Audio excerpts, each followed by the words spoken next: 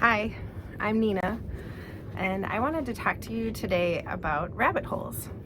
Not the kind of rabbit holes you're thinking of, but the kind of rabbit holes that you find when you take an interest in something and get online and start Googling.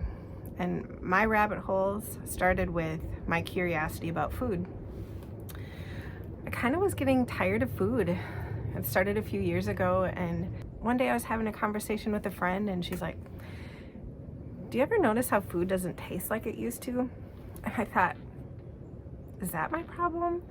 I just don't like how it tastes anymore.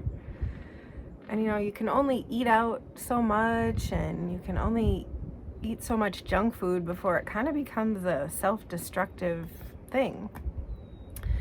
And so that's when the rabbit holes began. I started researching. Well, how does food get to the grocery store? Who is growing it? What's in it? And there were a lot of rabbit holes. And so if you've ever wondered about this stuff too, like how do I really, this all sounds great, but how do I really make this change? Do I have to go drive all over the place and pick up milk at one place and meat at another? And, it sounds like a lot of work.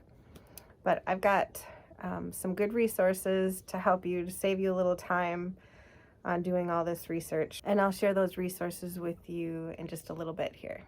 And we went from exclusively shopping at grocery stores to shopping at local co-ops, local farmers markets, to buying from local farmers, to literally growing it ourselves. And living in the suburbs, I really had no idea that I could do this. And I didn't know how important it was. And I know it sounds like, of course, it's important you put healthy food in your body, but it is really important to put good tasting, healthy food in our bodies. And literally not just healthy food, but good tasting healthy food, because if it tastes good, we'll keep doing it. So this isn't an ad for organic. In fact, I prefer to buy locally raised, pasture-raised meats and locally grown produce, organic or not, that they don't use pesticides or chemicals.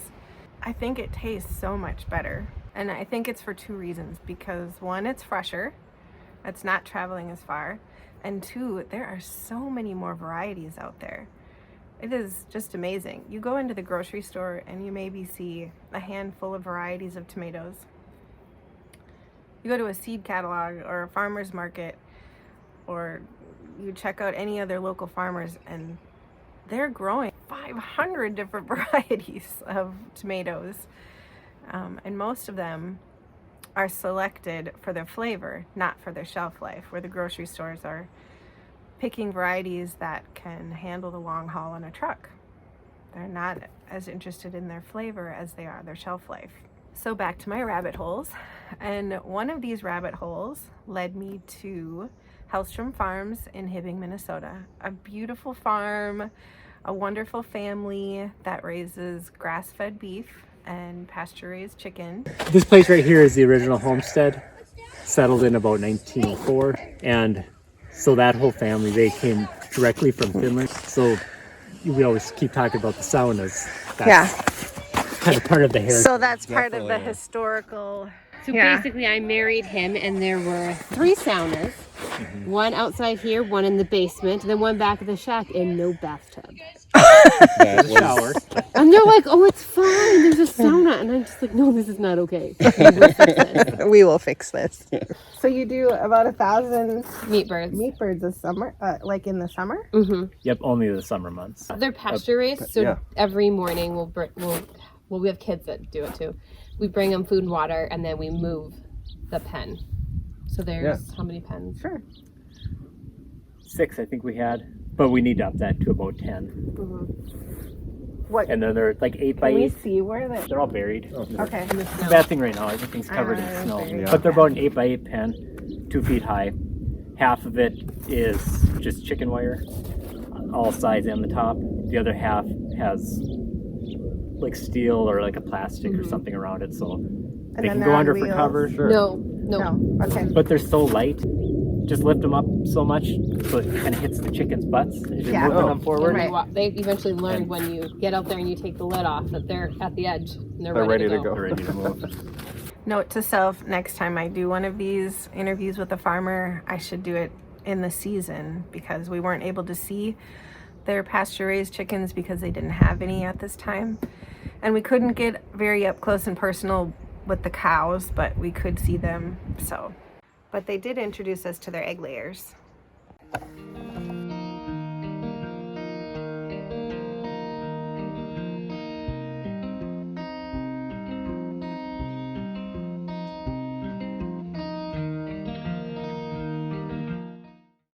And we took a walk down to their pasture to take a look at these cows. And there is a lot to know about cows. And Jason and Charity know a lot about cows. Kind of see where it's really brown. Yeah. That's like all their manure, a little bit of wasted hay. So any of these areas could be considered pasture or hayfield depending on the year.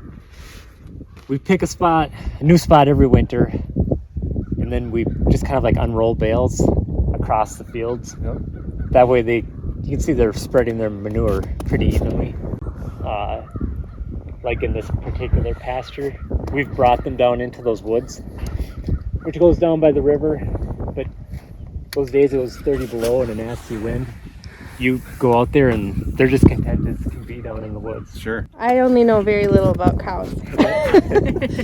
So yours are grass fed, and I know there's a grass finished or a grain finished. Yes. What's the difference? Yeah, so these are grass fed, grass finished.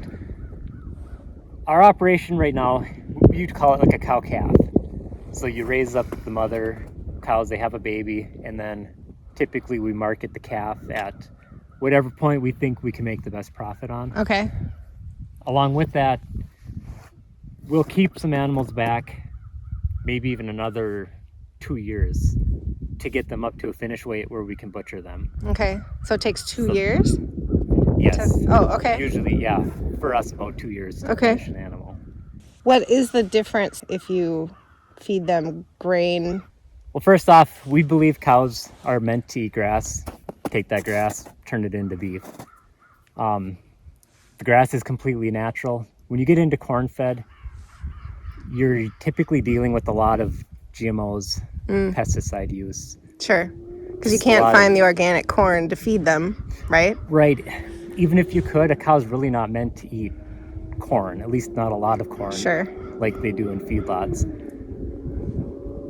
I would tend to think that a cow on a heavy corn diet, it's almost like feeding them Hershey bars their whole life. They're going to get big and fat, but they're not healthy. If they're not healthy, the meat's not going to be healthy. The meat's not healthy, yeah. So are you going to keep, a lot of people want to know, the bull calves? Are you going to raise those up to then breed your cows? Or are you going to castrate all of them? No, these ones out here right now have been castrated, but back at the main farm, we did keep back 3 of the young bulls. Typically what we do, we have a brother-in-law in McGregor area, pretty much running same type of herd, but we'll swap calves back and forth just to introduce new genetics to either herd. Sure. So what does a day in the life on your farm look like? Like what time does it start? Oh, it changes for season.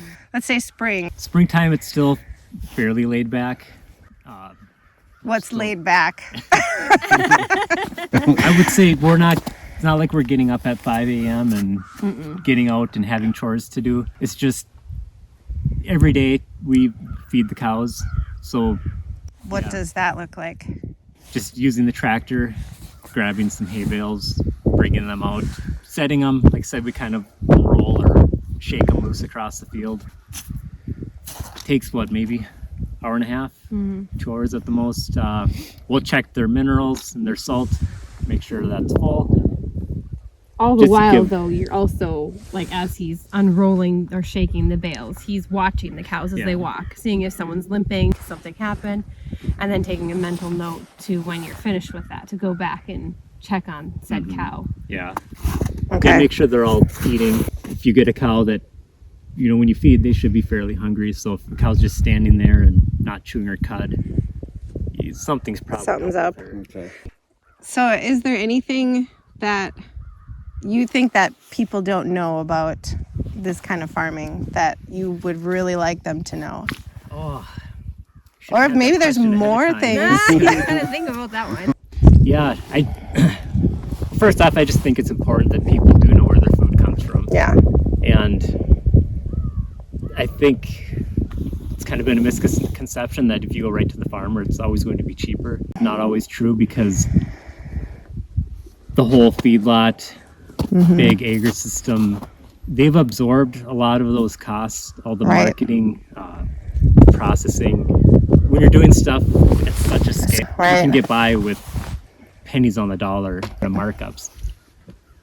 Trying to do this as 100 cows is still a pretty small operation. You have to now spread those costs over 100 side of cows the herd rather rather than than- thousands. Yeah. Grass-fed takes longer. We get that question all the time, or we used to. Like, this is grass-fed, so they should be way cheaper. Grass is free.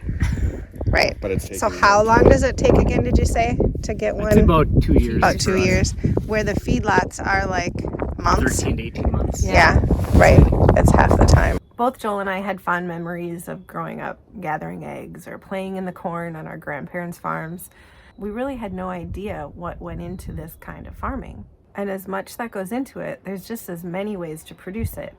And at Helstrom Farms, they produce grass-fed, grass-finished beef. Their animals are never given hormones or antibiotics. They don't feed their cows corn. And there's a lot of research out there on why we shouldn't be giving animals that we eat hormones, antibiotics, large amounts of corn. And I'll let you do all of your own research on that. But I'm just not convinced that these corporations that are supplying the grocery stores with my food, I'm not sure that they have my best interest or my family's best interest at heart. Until I'm convinced, I have a pretty good backup plan. I will continue to buy food as much as I can from local farmers who share my ideals. And I plan to grow a lot of it right there in that geothermal greenhouse.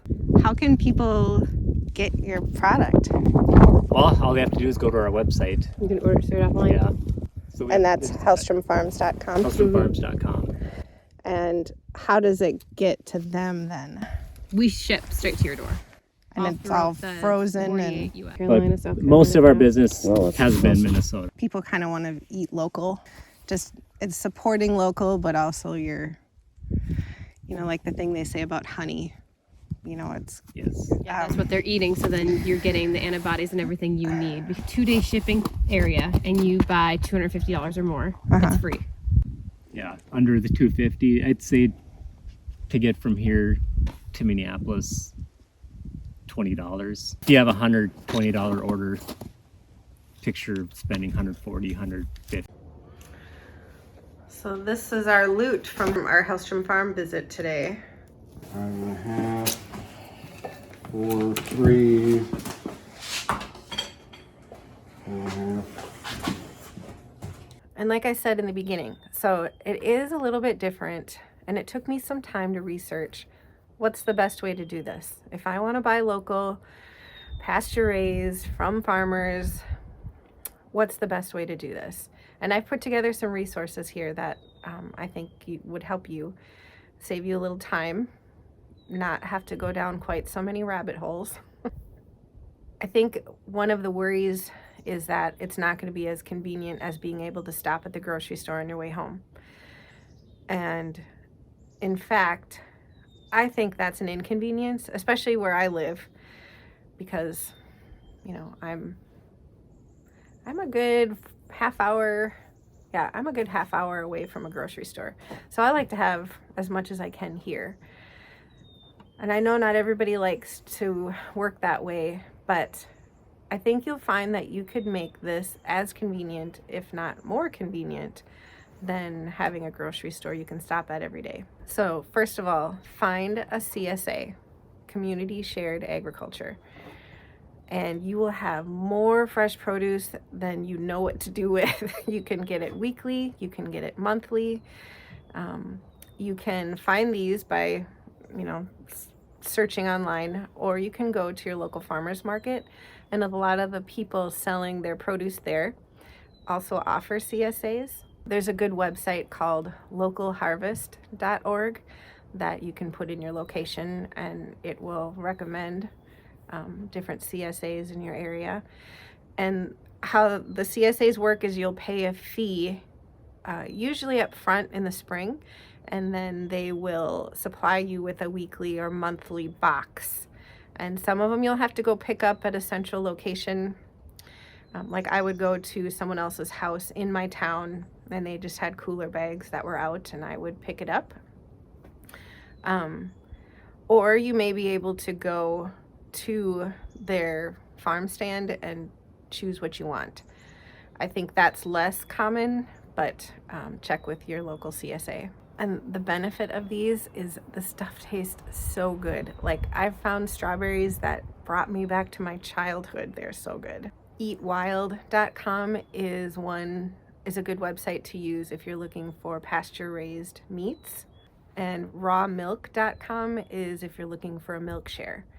There are a lot of people who get gallons and gallons of milk from their milk cow every day, and they're looking for someone to share that with them. Maybe they only want to be getting 1 or 2 gallons a day, but they're getting 4. And some of these dairy places also will be selling to your local supermarket, so you can get it there at the grocery store and support them that way. I would say that the meat was the thing that I learned the most about.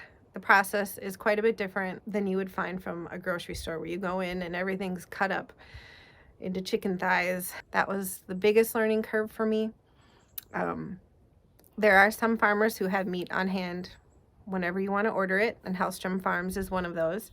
There are some farms that will ask you for a deposit in the spring, so they know how many animals to buy, and then you will get your meat in the fall. And it's a lot of meat in the fall. It'll fill up a freezer, but you never have to worry about stopping at the grocery store because you were going to have chicken for dinner tonight, because it's already in your freezer. And that's just what we're having for dinner tonight.